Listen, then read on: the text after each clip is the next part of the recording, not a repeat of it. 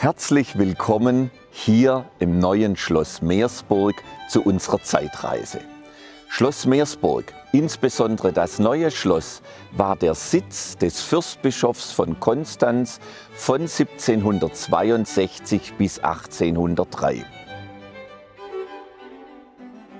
Das neue Schloss hat eine außerordentlich lange Baugeschichte. Bereits 1712 war es im Rohbau fertig, aber erst 1762 zog der Fürstbischof tatsächlich hier ein. Dazwischen diente es als Verwaltungsbau. Der Fürstbischof von Konstanz war einerseits der Herr des größten deutschen Bistums, vom Gotthard bis zum mittleren Neckar, von den Vogesen bis vor die Tore von Augsburg. Das Schloss in seiner jetzigen Form ist das Ergebnis der Umbaumaßnahmen von Franz Konrad von Roth und seinem Baumeister Bagnato.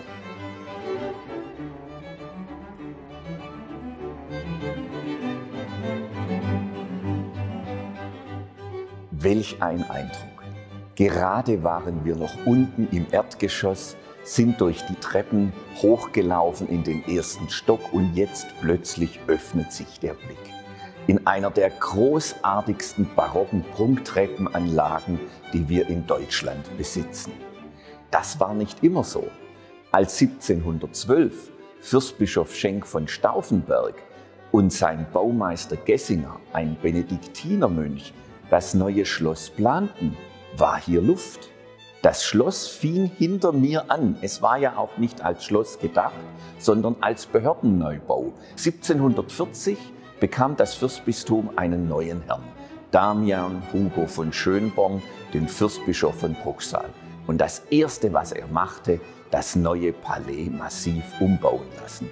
Ein Ergebnis seines Wirkens, für den er sich niemand anders holte als den berühmten Balthasar Neumann, der für ihn auch als Architekt in Bruchsal wirkte, war die Anlage dieses Prunktreppenhaus.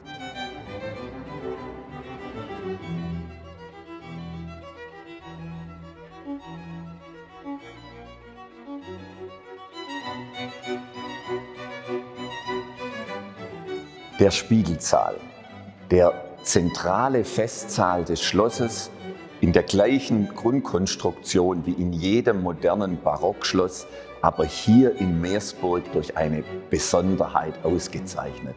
Einen unverbaubaren, wunderbaren Blick auf die schönste Seite des Bodensees. Als Franz Konrad von Roth mit seinem Baumeister Bagnato das Schloss umbaute, holte er sich mit Giuseppe Appiani einen der anerkannt guten Freskanten, die es zu dieser Zeit in Europa gab, um die Decke auszumalen.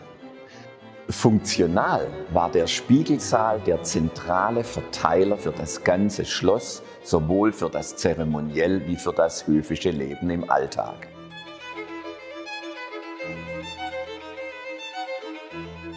Wir stehen im Paradeschlafzimmer, dem letzten großen Raum in der Abfolge des fürstbischöflichen Appartements. Das Paradeschlafzimmer in einer solchen Appartementfolge war in jedem barocken Schloss, nicht nur in Meersburg, ein wahrer Multifunktionsraum.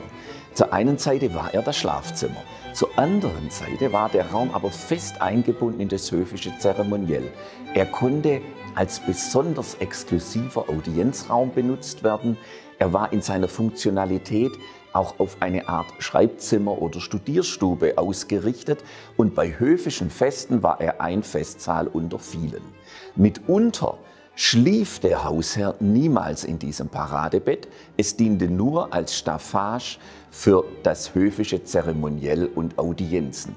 Tatsächlich geschlafen hat unser Fürstbischof wahrscheinlich nicht hier, sondern in diesem klitzenkleinen Raum der sogenannten Retirat.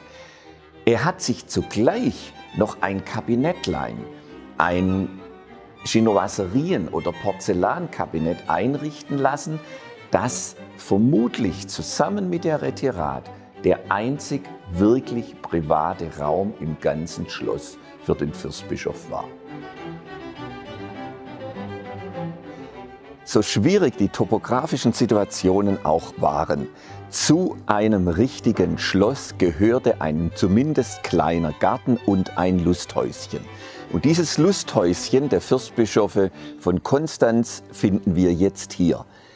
Ein Lusthaus hat nichts mit der schwäbischen Lust zu tun, sondern eher Lust im Sinne von Lustwandeln, sich ergötzen, sich erholen, die Seele und die Beine baumeln lassen zu können. Und genau zu diesem Zweck diente dieses wunderbare kleine Häuschen von 1733 bis 1803.